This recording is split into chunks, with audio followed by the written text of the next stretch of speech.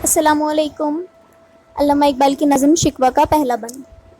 کیوں ضیاء کار بنوں سود فراموش رہوں، فکر فردہ نہ کروں محو غم دوش رہوں، نالے بلبل کے سنوں اور ہم وطن گوش رہوں، ہم نوا میں بھی کوئی گل ہوں کہ خاموش رہوں، جرأت آموز میری تاب سخن ہے مجھ کو، شکوہ اللہ سے حاکم بدن ہے مجھ کو۔ اس بند کا مطلب: میں کب تک اپنے مفاد کو نظر انداز کرتے ہوئے نقصان اٹھاتا رہوں؟ میں کب تک اپنے شاندار ماضی کو یاد کر کے غمگین رہوں اور اپنے درخشاں مستقبل کی فکر نہ کروں؟ کیا میں فقط بلبل کی گریہ وزاری سننے میں غرق رہوں؟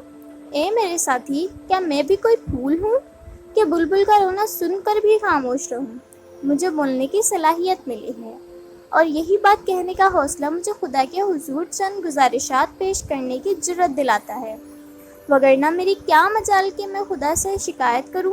اگر میں خدا تعالی سے شکایت کروں تو میرے منہ میں خاک۔ شکوہ کے پہلے بند کی تشریح۔ اس بند میں علامہ اقبال خدا کی بارگاہ میں مسلمانان عالم کی حالت و زار اور دل سوز زوال کے بارے میں چند گزارشات پیش کرنے کی جرأت کرتے ہیں۔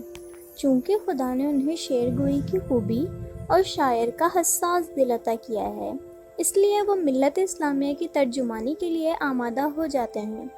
وہ ہمیشہ شاندار ماضی کی یاد میں گم ہو کر ضیاء کار اور سود فراموش بننا چاہتے ہیں۔ شاعر فروا ہونے کی حیثیت سے وہ مستقبل پر بھی نظر رکھتے ہیں۔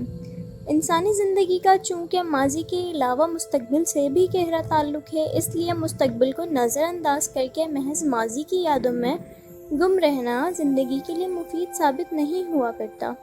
دوسرے لفظوں میں محو غم دوش رہنا ضیاء کاری اور سود فراموش کے مترادف ہے۔ وہ بلبل ملت اسلامیہ کے دردناک نالے سن کر بے چین ہو جاتے ہیں۔ وہ پھول کی طرح جذبات اور احساسات سے محروم نہیں کہ دوسروں کی گریہ وزاری سن کر خاموش رہیں۔ ان کی نگاہ میں شاعر رنگین نوا ہمیشہ قوم کے لیے دیدہ بینا کا کام دیتا ہے، جیسا کہ وہ خود فرماتے ہیں: مبتلائے درد کوئی عضو ہو روتی ہے آنکھ، کس قدر ہمدرد سارے جسم کی ہوتی ہے آنکھ۔